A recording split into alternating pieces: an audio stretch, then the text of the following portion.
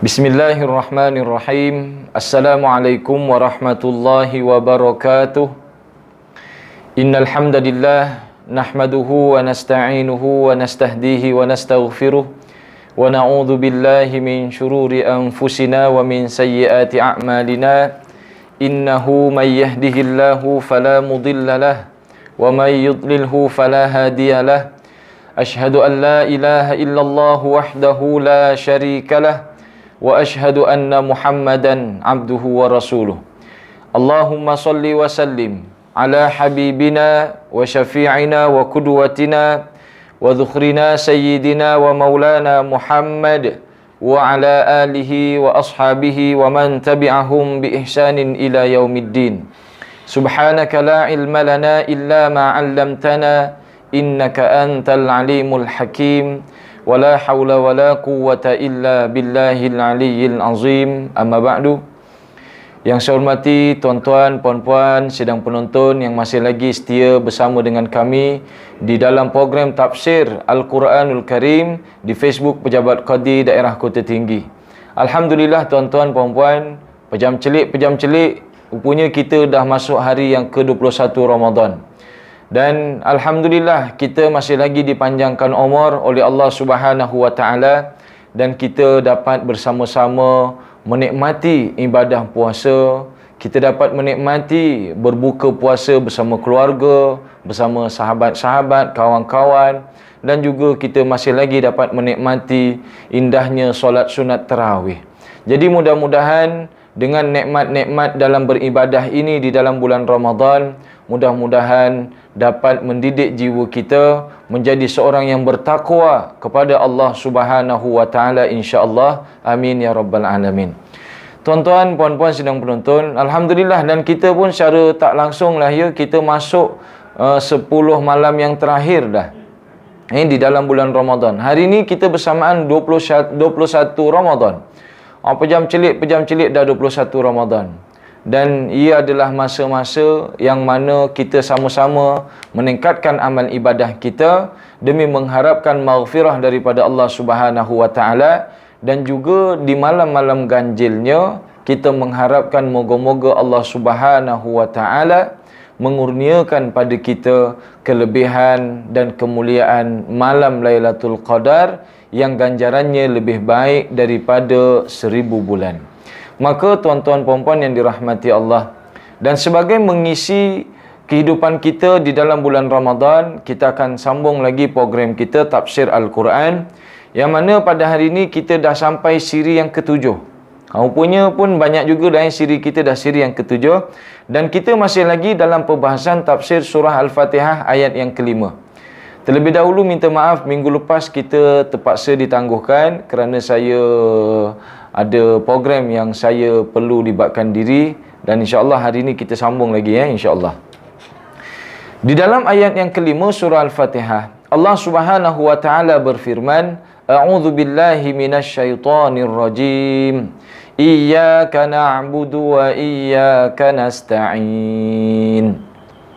Yang bermaksud Iyyaka na'budu, hanya padamu ya Allah kami ibadah, kami sembah, kami mengabdi. Wa iyyaka nasta'in, dan hanya padamu ya Allah kami mohon pertolongan, kami memanjatkan segala permintaan hanya kepadamu ya Allah. Tuan-tuan, ayat yang kelima ini seperti mana yang pernah kita kongsi pada awal pertemuan kita di dalam sebuah hadis qudsi, Allah Subhanahu wa taala berfirman, wa idza qala 'abdi iyyaka na'budu wa iyyaka nasta'in.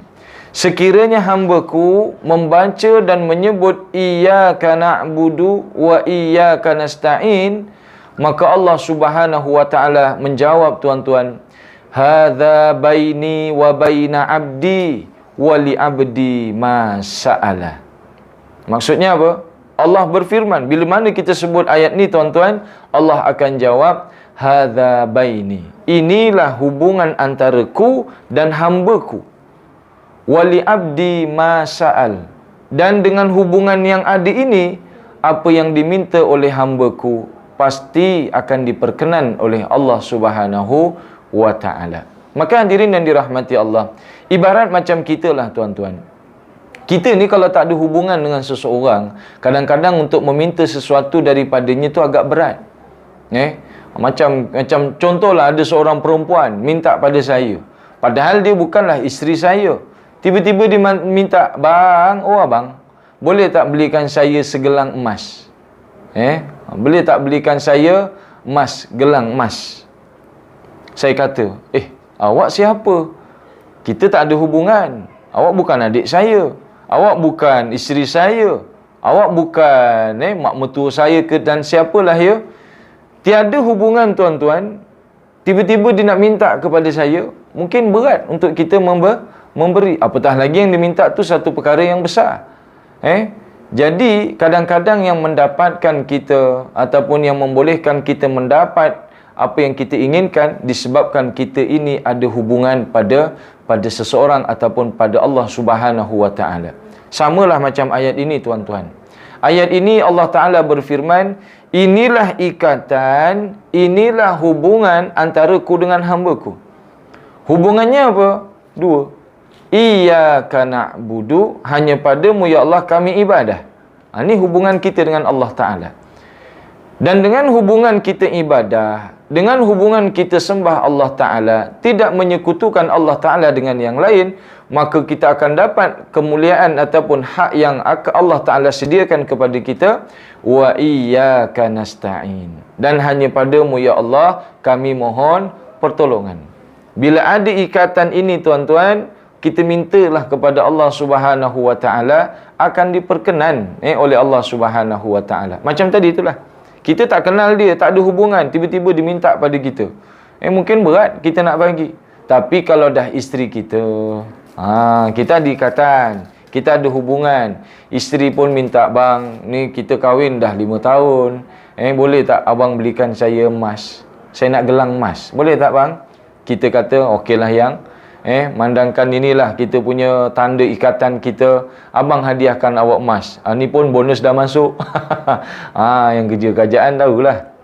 Maka tuan-tuan, puan-puan, sidang yang penonton yang dirahmati Allah, ayat iyyaka na'budu wa iyyaka nasta'in ini amat besar dia punya kelebihan dan ada banyak perbahasan para ulama tentang ayat ini. Mari kita lihat sikit demi sedikit tuan-tuan. Kalau kita pecahkan maksud iyyaka na'budu, menurut Imam Ibnu Katsir rahimahullahu taala, iyyaka na'budu ini membawa maksud kita berlepas diri daripada melakukan sesuatu syirik pada Allah Subhanahu wa taala. Ini adalah ayat penyaksian. Ya Allah, hanya padamu ya Allah kami ibadah. Maka kata Imam Ibnu Katsir rahimahullahu taala, ini adalah ayat sebagai penyaksian diri kita tidak melakukan sekutu pada Allah. Kita tidak melakukan sesuatu yang mengkhianati Allah Subhanahu wa taala. Dan ayat ini merupakan ayat kesempurnaan ketaatan kita kepada Allah Subhanahu wa taala. Dan ayat ini juga tuan-tuan ingin menunjukkan kepada kita Tuhan yang layak disembah hanyalah Allah Subhanahu wa taala. Maka dengan sebab itu ditanamkan di dalam diri kita ni tuan-tuan pengakuan secara ubudiyah, secara kehambaan. Ya Allah, kami sembah-Mu ya Allah. Tuhan yang tiada Tuhan lain yang layak disembah melainkan Kamu ya Allah. Sedangkan kami ni ya Allah adalah hamba yang kerdil, hamba yang penuh dengan kekurangan, mengharapkan belas kasih daripada-Mu ya Allah. Ya Allah. Jadi kata Imam Ibnu Katsir ini tuan-tuan, ia merupakan ayat kesempurnaan dalam ketaatan kita pada Allah Subhanahu wa taala. Sedangkan ayat iyyaka nasta'in, hanya padamu ya Allah kami mohon pertolongan, ia membawa maksud apa? Berlepas diri dari upaya, kekuatan dan berserah diri sepenuhnya hanya kepada Allah Subhanahu wa taala untuk segala hajat-hajat kita di dunia ini. Kan maksud iyyaka nasta'in, hanya padamu ya Allah kami mohon, kami meminta, kami mohon pertolongan dan sebagainya. Jadi tuan-tuan, ayat ini sebenarnya ayat tawakal kita kepada Allah Subhanahu wa taala atas apa yang kita kerjakan. Dan kata Imam Ibnu Katsir rahimahullahu taala, ayat yang kelima dari surah Al-Fatihah ini semakna dengan ayat surah Hud ayat 123. Allah Subhanahu wa taala berfirman, fa'bud wa tawakkal 'alaihi wa ma rabbuka bighafilin 'amma ta'malun. Allah berfirman dalam surah Hud, fa'bud, maka sembahlah Allah Subhanahu wa taala, tidak menyekutukannya, wa tawakkal alaihi, dan bertawakallah kamu pada Allah Subhanahu wa taala atas segala usaha yang kamu lakukan dan atas semua doa yang kamu mohon pada Allah Subhanahu wa taala. Dan wa ma rabbuka, dan tiadalah Tuhan kamu itu bighafilin amma ta'malun, lalai terhadap apa yang kamu semua kerjakan. Maka hadirin yang dirahmati Allah, Allah mengajarkan kepada kita iyyaka na'budu, ibadah dulu, barulah nasta'in, barulah minta. Kalaulah tuan-tuan perasan, kita tengok Allah mulakan kalimah na'budu dulu, baru nasta'in. Sebelum kita minta kepada Allah Ta'ala, sebelum kita berdoa kepada Allah Ta'ala, nasta'in ni mulakanlah dulu dengan na'budu. Maknanya apa tuan-tuan? Kalaulah kita ni ada hajat yang besar, yang paling bagus tuan-tuan, kita lakukan ketaatan terlebih dahulu pada Allah Subhanahu wa taala. Sebab tu jangan heran orang yang rajin solat, yang rajin berpuasa, yang melakukan segala yang diperintah oleh Allah Taala, taat dia kepada Allah Subhanahu wa taala, apabila dia minta tuan-tuan, itu insya-Allah akan diperkenan oleh Allah Subhanahu wa taala. Adalah jemaah-jemaah yang kadang bukan jemaah lah, adalah klien-klien ni datang ke pejabat qadi. Dan saya walaupun bukan bahagian kaunseling tuan-tuan, tapi ada jugalah yang kadang minta nasihat kita daripada belakang. Ni daripada luar lah, luar pejabat. Kadang dia jumpa saya, Ustaz, boleh tak saya dengan isteri saya ni nak jumpa sikit Ustaz? Ada apa bang? Adalah kita nak bincang sikit, ada satu masalah. Masalah apa? Jom kita jumpa. Jadi bila berjumpa tuan-tuan, si isteri menyatakan masalah suaminya, si suami menyatakan masalah isteri. Jadi masing-masing ni bertekak, yang ni bergaduh sana, ni bergaduh sini, ni sana, ni sini. Jadi tuan-tuan, bila mana kita tengok, ini ni keras ni, bila dah sejam, 2 jam kita dengar masalah-masalah mereka tuan-tuan, ujung-ujung setelah kita kaunseling, setelah kita bantu mengeluarkan daripada masalah, ujung-ujung tu kita tanya, abang dengan akak ni solat jaga tak? Abang dengan akak ni solat jaga ke tak jaga? Kebanyakan tuan-tuan bila mana saya jumpa, mereka kata, kami ni Zat lama dah tak solat. Lama tak solat. Ada yang berkata lama tak berpuasa. Tak pernah solat. Apatah lagi solat berjemaah tuan-tuan. Memang dia tak pernah solat berjemaah. Maka hadirin yang dirahmati Allah, itu yang saya sebut. Walaupun akak dengan abang banyak berdoa kepada Allah untuk kebahagiaan rumah tangga, tetapi kita melupakan ketaatan kita kepada Allah Subhanahu wa taala, maka sebenarnya kita tidak mengikuti apa yang Allah Taala perintahkan.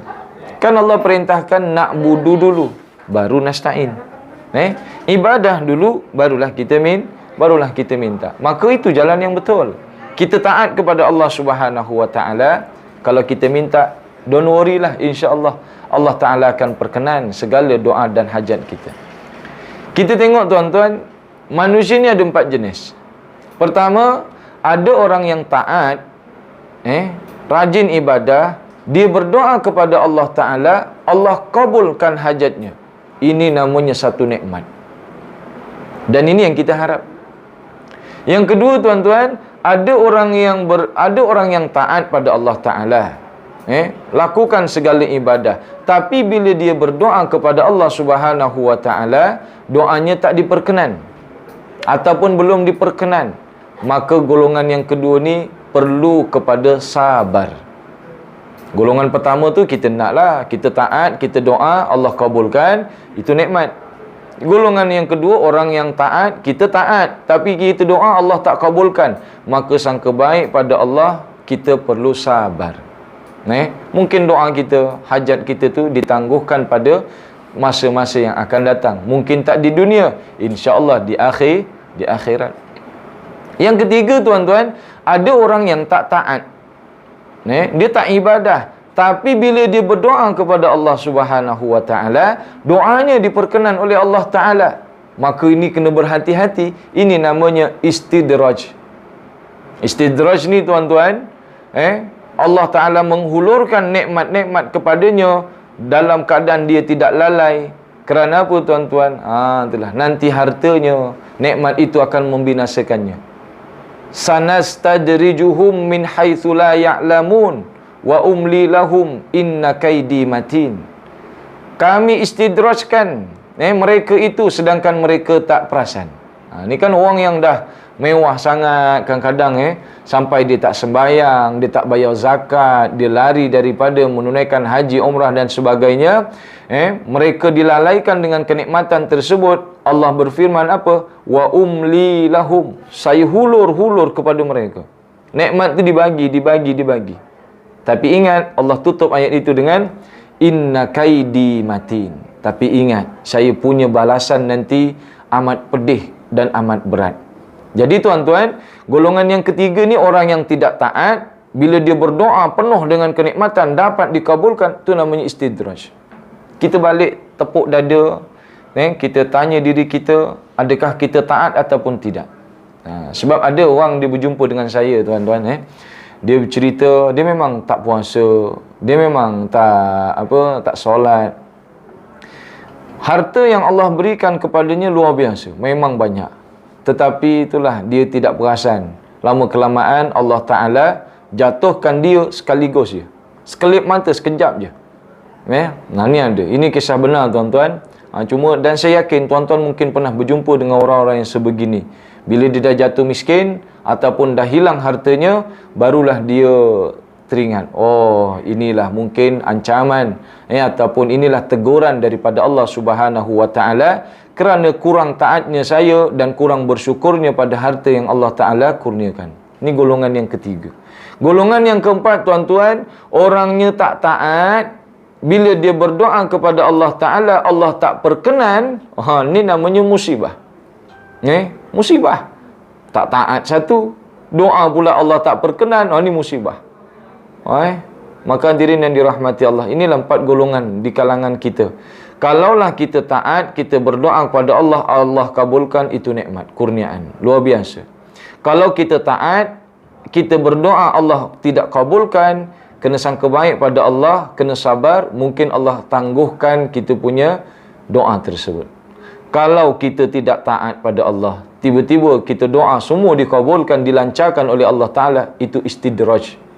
Dan kalau kita tidak taat pada Allah Ta'ala, bila mana doa pun tidak diperkenan oleh Allah Ta'ala, itu musibah dan perlu kepada muhasabah diri dan taubat dengan segera pada Allah Subhanahu wa Ta'ala. Jadi tuan-tuan, puan-puan sidang penonton yang dirahmati Allah, kita jelas daripada ayat ini tuan-tuan, perlu kepada ibadah dulu baru minta. Sebab itu tuan-tuan, setelah ayat ini, ayat yang kelima ini, Allah mengajarkan kita minta kepada Allah Subhanahu wa Ta'ala. Itu nanti insya-Allah kita akan bahas. Ayat yang atas tu ayat tentang kebesaran Allah Ta'ala. Bismillahirrahmanirrahim, kebesaran Allah Ta'ala. Alhamdulillahirabbil alamin, kemuliaan Allah Ta'ala. Ar-Rahmanirrahim, belas kasih Allah Ta'ala. Maliki yaumiddin, keagungan Allah Ta'ala. Iyyaka na'budu wa iyyaka nasta'in. Ini hubungan antara hamba dengan Tuhannya.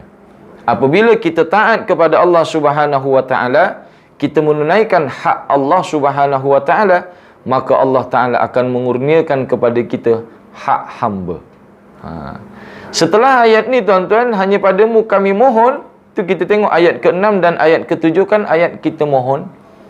Ihdinas siratal mustaqim. Ya Allah, tunjukilah kami, berikanlah kami hidayah menuju jalan yang lurus. Siratal ladzina an'amta alaihim, iaitu jalan orang-orang yang kamu kurniakan nikmat ke atas mereka. Ghairil maghdubi alaihim, bukan jalan orang yang kamu murka ke atas mereka. Waladdallin, dan bukan juga jalan orang-orang yang sesat. Ayat atas ayat ibadah, ayat di bawah ayat minta kita pada Allah Subhanahu wa taala.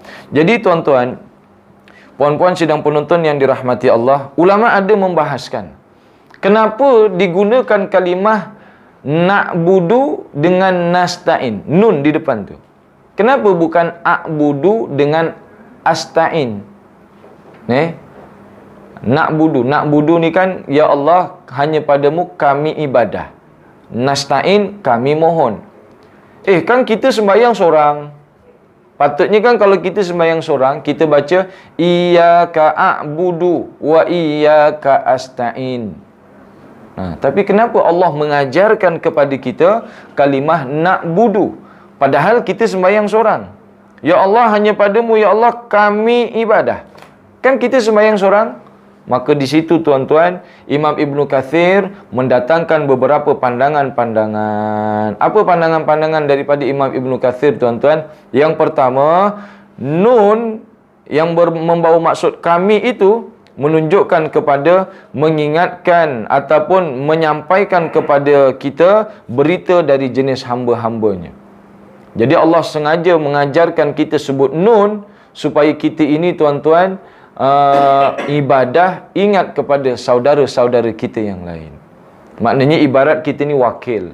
Bukan wakil solat, tak. Wakil kehambaan kita pada Allah Subhanahu wa taala. Ya Allah, iyyaka na'budu, hanya padamu ya Allah kami ibadah. Saya ni ya Allah sebagai manusia dan hamba-hambamu yang manusia lain juga patuh taat kepadamu ya Allah yang Islam. Wa iyyaka nasta'in, dan hanya padamu ya Allah saya ni selaku manusia dan juga saudara-saudara saya manusia yang taat yang lain juga ya Allah nasta'in, mohon padamu ya Allah. Jadi nun yang pertama, pertama nun itu kami membawa maksud menyampaikan berita dari jenis hambanya. Macam saya jenis hamba manusia. Jadi saya ni berdoa mewakili ataupun seolah-olah menyampaikan pada Allah Ta'ala, saya dan ada manusia-manusia lain taat padamu juga ya Allah.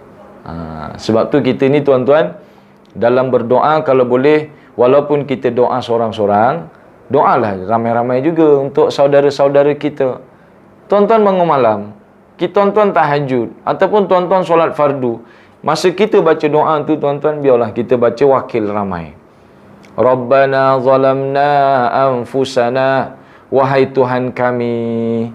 Kami itu maksudnya saya mewakili saudara-saudara kami juga Islam. Zalamna, kami telah menzalimi diri kami, anfusana, jiwa-jiwa kami. Wa illam taghfir lana, dan sekiranya kamu tidak ampuni kami, wa tarhamna, dan tidak belas kasih pada kami, lanakunanna minal khasirin, nescaya kami akan menjadi golongan orang yang zalim. Sama juga tuan-tuan, kalau kita doa rezeki, ya Allah murahkanlah rezekiku, dan jangan lupa doakan juga jiran-jiran kita. Murahkanlah ya Allah rezeki jiranku, nampak susah jiranku ni semenjak PKP ni, murahkan rezeki dia. Dan tuan-tuan, dinyatakan bahawasanya kalaulah kita ni doa untuk orang lain, malaikat akan mengaminkan doa kita dan berkata apa? Amin walaka mithluh. Amin, malaikat mengaminkan. Kerana apa tuan-tuan? Kita doakan saudara-saudara kita yang lain. Kita ingat kepada adik-beradik kita yang susah, kita doakan. Kita ingat pada kawan-kawan kita yang susah, kita doakan. Kita ingat pada rakan-rakan sekerja, pada jiran tetangga, kita doakan, ya Allah, mudah-mudahan jiran-jiran saya yang susah tu, kamu murahkanlah rezekinya. Malaikat berkata, amin, ya Allah, perkenankanlah doanya. Dan malaikat juga berkata, walaka mithluh, dan bagi kamu, apa yang kamu doakan untuk mereka, juga dapat pada kamu. Ni hebat perkiraan Allah Subhanahu wa taala luar biasa. Kita doakan untuk orang lain, sebelum orang lain dapat, kita dapat dulu. Luar biasa. Sebab tu tuan-tuan, nun yang pertama ni mengajak kepada kita mengingati saudara-saudara kita yang lain. Nun yang kedua pula tuan-tuan, menurut Imam Ibnu Katsir, nun yang kedua, kenapa dibaca na'budu dengan nasta'in? Sebagai litta'zim, sebagai pengagungan ataupun pembesaran. Cuma bukanlah kita nak berbangga diri, tak. Maksud litta'zim ni, pembesaran diri kita ni iaitulah kerana kita dapat taat akan perintah Allah Subhanahu wa taala. Kan ayat yang kedua, alhamdulillahirabbil alamin, tuan-tuan kalau ingat ya, alhamdulillahirabbil alamin. Allah jawab apa tuan-tuan? Hamidani abdi, hambaku memujiku. Hambaku memujiku. Manusia yang beribadah kepada Allah Subhanahu wa taala, Allah merasa bangga tuan-tuan. Dan kita ni pun yang ibadah pun merasa tersanjungi kerana Allah Ta'ala menyahut apa yang kita buat. Jadi itu kata Imam Ibn Kathir, nun yang kedua membawa maksud lit ta'zim, sebagai pengagungan dalam ibadah kita mentaati Allah Subhanahu wa taala. Bukan pengagungan kita nak membesarkan diri, tidak. Tapi pengagungan kita dapat menunaikan hak-hak Allah Subhanahu wa taala, kita dapat ibadah dan kita bermohon kepada Allah Taala. Boleh dapat ni tuan-tuan? Insya-Allah boleh lah. Dan yang ketiga tuan-tuan, nun di sini menurut Imam Ibn Kathir juga membawa makna satu ucapan yang lebih lembut. Kata beliau, na'budu lebih lembut daripada a'budu. Nasta'in lebih lembut daripada asta'in. Kerana apa? Kerana kita membawa konsep ramai. Macam kita lah, aku kan, itu macam agak kasar kan. Tapi kalau kita sebut kita mewakil, tapi itu bahasa kita ni mungkin tak berapa nampak lah. Cuma kalau dalam bahasa Arab ni tuan-tuan, ini disebut oleh Imam Ibn Katsir bahawasanya na'budu ni menurut sebagian ulama lebih lembut daripada a'budu. Nasta'in pun lebih lembut daripada asta'in. Apapun tuan-tuan, kita menerima pandangan-pandangan para ulama. Yang paling penting tuan-tuan, kita berdoa kepada Allah Subhanahu wa taala. Kita senantiasa menjadi hamba-Nya yang taat akan segala perintah-Nya, meninggalkan segala larangan-Nya.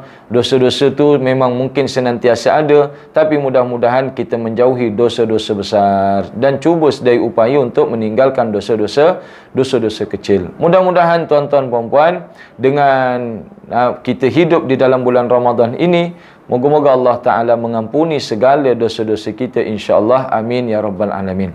Jadi pengajaran yang boleh kita ambil daripada ayat 5 surah Al-Fatihah ini, hendaklah kita rajin dan tekun ibadah kepada Allah Subhanahu wa taala. Macam ni sekarang kita dah masuk 10 akhir Ramadan ni tuan-tuan, kita tingkatkanlah ibadah dan jangan lupa kita berdoa kepada Allah Subhanahu wa taala. Malam kita tarawih tuan-tuan, memang kita ni akan penat. Siang kita bekerja. Lepas tu baru buka puasa tuan-tuan, baru kita nak rehatkan badan, azan isyak pula tu. Lepas azan isyak kita solat isyak, lepas solat isyak kita sembahyang tarawih. Sembahyang tarawih 20 rakaat. Wah, penat badan kita. Tetapi ingat, ketaatan kita kepada Allah Subhanahu wa taala itulah sebagai poin penting agar kita dapat berdoa pada Allah dan Allah perkenan doa-doa kita. Makin banyak kita beribadah tuan-tuan, maka insya-Allah makin banyak doa-doa kita akan dikabulkan oleh Allah Subhanahu wa taala. Saya teringat satu ucapan Luqmanul Hakim pada anaknya. Luqmanul Hakim berkata pada anaknya, "Wahai anakku, kerjakanlah ibadah seberapa hajatmu pada Allah." Wahai anakku, lakukanlah maksiat seberapa tahan tubuhmu menahan azab neraka. Tuan-tuan boleh faham tak? Ini ucapan Luqmanul Hakim. Kata Luqmanul Hakim apa? Wahai anakku, kerjakanlah ibadah seberapa hajatmu pada Allah. Buat ibadah seberapa hajatmu pada Allah. Maknanya apa? Kalaulah hajat kamu banyak pada Allah, banyakkanlah ibadah.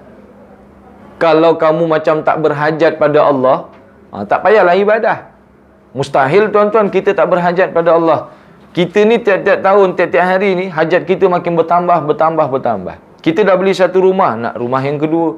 Dah ada 2 rumah, nak 3 rumah. Dah ada 3 rumah, ada lagi balance duit kita, nak 4 rumah. Kita ada 1, nak yang 2. Dah ada 2, nak yang 3. Betul tak? Kita dah ada beli baju 1, nak 2. Beli 1 baju raya, nak 2 baju raya. Dah dapat 2, nampak colour lain, dapat beli 3. Kita ni hajat kita senantiasa ada. Memandangkan kita ni manusia, hajat kita senantiasa bertambah dan bertambah. Maka tuan-tuan, tambahkanlah ibadah kita. Dan apa lagi kata Luqmanul Hakim? Wahai anakku, lakukanlah maksiat seberapa tahan tubuhmu menahan azab neraka. Nampak macam Luqman ni suruh anaknya buat maksiat, tapi sebenarnya ancaman. Buatlah maksiat seberapa tahan tubuhmu menahan azab neraka. Wahai ayah, jangankan menahan azab neraka, saya kena batang mancis pun saya dah menjerit. Maknanya apa? Kalau kamu dengan kena api yang sikit pun kamu dah tak tahan, maka tinggalkanlah maksiat. Itu maksud dia. Buatlah maksiat seberapa tahan tubuhmu menahan neraka. Kalau agak-agak kau boleh tahan azab neraka, buatlah maksiat.